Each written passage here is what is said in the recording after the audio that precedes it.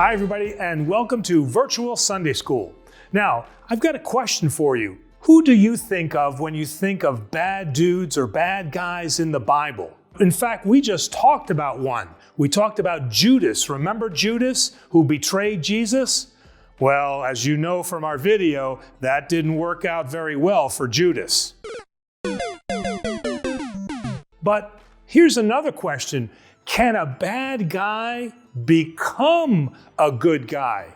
Well, that's what we're going to talk about today. We're going to talk about something called conversion. So what is conversion? Well, conversion is one of those really fancy words that adults like to use to make them look like they're really smart, but it's pretty simple. In fact, this room is an example. A lot of you have probably never even seen this room. And that's because it used to be dirty and we stored a lot of stuff and it just wasn't a good place to come. So what did we do? We cleaned it all up. We converted it from a place that wasn't so nice to something that is good now to come to and use. Now, from a biblical sense, conversion is taking somebody who was bad and making them good. And that's going to be the story that we have today, because we're going to talk about a person named Saul who wasn't very nice, who got converted into Paul, who did the work of Christ. So I said that Saul wasn't very nice. Actually, let me correct that. Saul was terrible. I mean, he was a really bad dude. Let me give you an example of something else you may be familiar with. Another bad dude. Darth Vader. And so what did Darth Vader do? He went around the galaxy hunting down and persecuting Jedi. Well, in the same way, this is what Saul was doing. Saul was going all around the Middle East and he was persecuting Christians. I mean, just the mention of Saul's name struck terror into the Christians of the time because they knew how bad Saul was. So clearly, Darth Vader and Saul were very bad guys. So what would it take these two guys to convert to something that is good?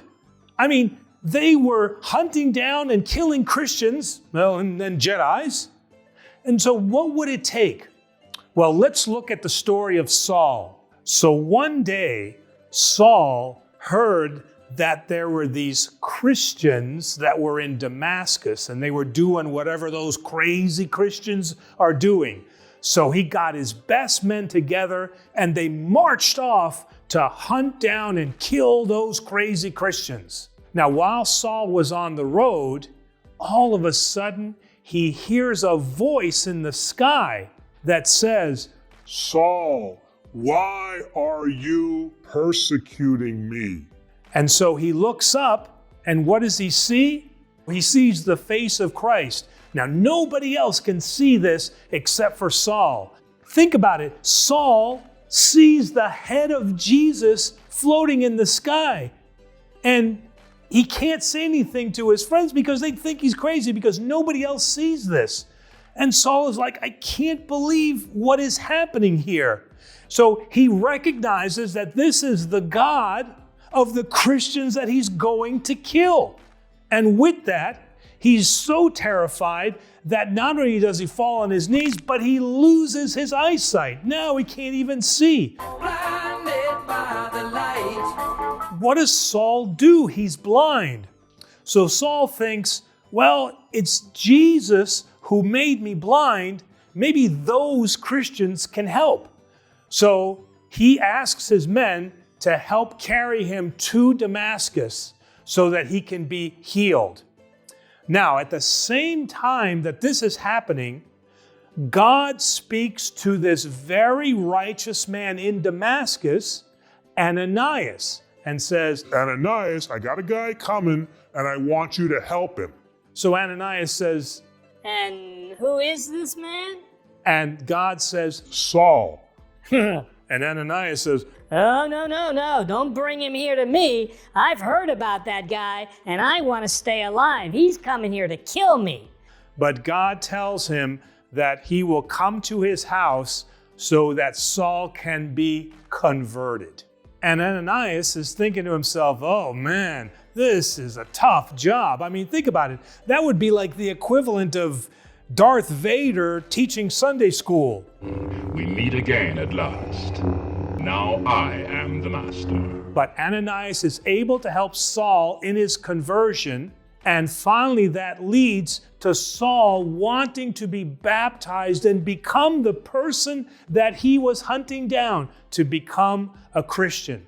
And you know what happened at that moment? His eyesight was restored. And so he was able to look at the world now as a Christian with love and not as somebody filled with hate in his heart. But just as Darth Vader was redeemed by the love of his son and takes on the name Anakin, so we have the same thing in Saul, who was redeemed by the Son of God, and he becomes who? Paul the Apostle. That doesn't mean just because Saul converted that things were easier on him. Hey, he still had a lot of Christians that were mad at him and remembered what he did. So tune in next week, where we're going to follow Paul on some of his adventures and even an exciting story where he grapples with a sorcerer. So tune in next week, like and subscribe to our YouTube channel.